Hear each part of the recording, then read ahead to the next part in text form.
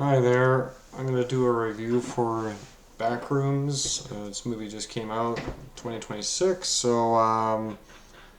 Yeah, this film is a peculiar film to watch because it does have one good thing in it. Unfortunately, that can't carry the plot of a movie, so they have to add a bunch of other stuff to it. I guess I could say it's based on kind of a meme, lost footage. I think I was vaguely familiar with this. I've seen videos before showing similar things as what the Backrooms is about, which is all about the fact that a guy who owns a furniture store is is basically he finds a hidden door in the basement of the furniture store, and he ends up being able to walk through it, and he finds this endless maze of rooms and everything else. It's kind of a funky movie to watch, because again it's based on the joke of the endless room phenomenon. I believe I've seen numerous videos of this before of what is it, creepy areas. The film is written by the same guy, or written directed by was it Kane Parsons or whatever, who's the one who created the original concept. But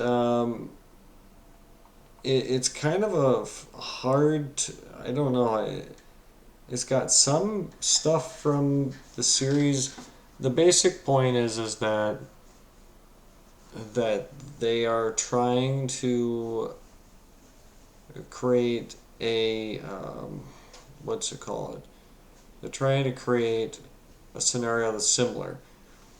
Basically, the Clark, main character, played by Chiwetel Ejiofor, I believe he was from the Avengers series. What is it? Oh, the where all the place in Africa. Basically, he's in this movie being the main character, and he's got his furniture store. He finds out there's extra switches in the breaker panel. He's been noticing flickering of the lights, so he's wondering what the heck's going on. But nonetheless, he goes to this other world and he finds an endless maze of rooms, and it's rather amusing to listen to this. Of course, almost instantly, like he goes through this maze of rooms, he keeps going, keeps looking around, he can't figure out what the heck is going on here, because of course most people don't normally find this stuff in their basements of their furniture stores. And this is where the problem kind of becomes a real problem, because it's an endless maze of rooms. Um, there's been numerous YouTube videos and numerous. I think there's even a video game based on this where you basically walk around an endless maze of hallways and rooms, and it's done in a particular color, and of course there's nothing there, and that's what adds to the creepiness factor, because of course it's sort of loosely inspired by other phenomena, like I think Slenderman back in the day also did similar concepts, was involved in similar concept.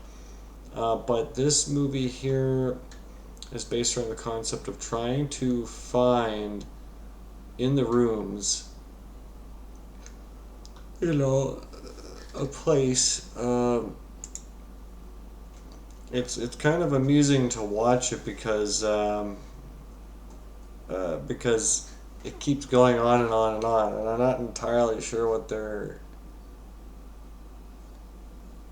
I'm not entirely sure what it's.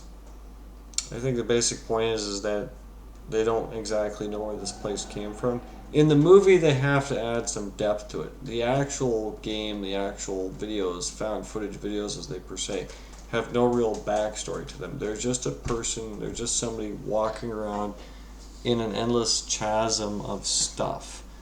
And that's the whole point to them.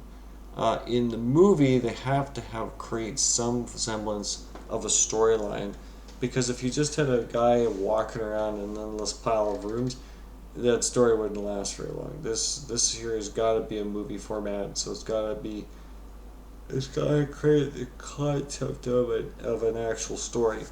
So you got a guy with a temperamental problem in his head. You find out he's crazy. Not that it really matters if he's crazy. Um, it's kind of funny watching him because um, it's got to turn it into him into a crazy person, and I think that's basically where the problem starts. Um, is that they got to make him crazy? They got to do this and that. He's got a what is it called? A bit of a psychologist he's reporting to, Mary, and it's so funny because he tells her about this stuff, and of course she has to piece together what exactly he's talking about because, of course, not normally do you find uh, not normally do you find a room in the basement with all this stuff in there. But nonetheless, it's not terribly bad. I mean, some people have really been rating this one high. My opinion of this movie is that yes, the mystery itself is really good. The problem is that the backstory, the storylines for the characters are a little bit too over the top. They get too a little too silly. They spend too much time trying to capture the essence of storytelling, and not deal with the fact that it's basically just backrooms, and that's the whole point of this story, is finding backrooms, and that's the whole point of it, is that it's not supposed to be a storyline where you've got a big problem on your hands. Yeah, the him finding the back room was actually the interesting part. Him searching around the back room was interesting. Now again, I'm familiar with this concept. I've seen the various videos where they show a person somebody wandering around rooms aimlessly, and of course some of these get genuinely creepy because of course some of them have different things going on them, have water. They never really get to the point of what if there's a like some of them don't really have anything in them. They're just creepy. It's just a creepy sensation that there's something around that corner. You never do get that though. You never get that. In the movie, of course, they do have like a character in the movie that's supposed to be doing the same thing. It's supposed to be creating the same problem. Is that the guy that wanders in and you see him and you got to run away from him? And I guess that's the whole point of this story, is that he's supposed to be the main character, only in the world of the backrooms everything is twisted and distorted. To me, this almost reminds me of other stuff that I've seen. Like if you watch the Ghostbusters TV show, they have the Boogeyman, who's got a similar concept to this. Is that he's actually a character coming from a labyrinth of a world that doesn't make any sense, and there's an endless number of closets for him to go into.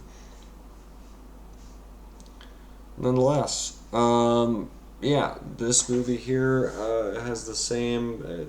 It's not too bad. The ending is where the problem starts because the ending has to clarify what's been going on in these people's lives. It slows down too much and has too many problems. It can't just be a labyrinth of rooms and hallways that you're wandering around in.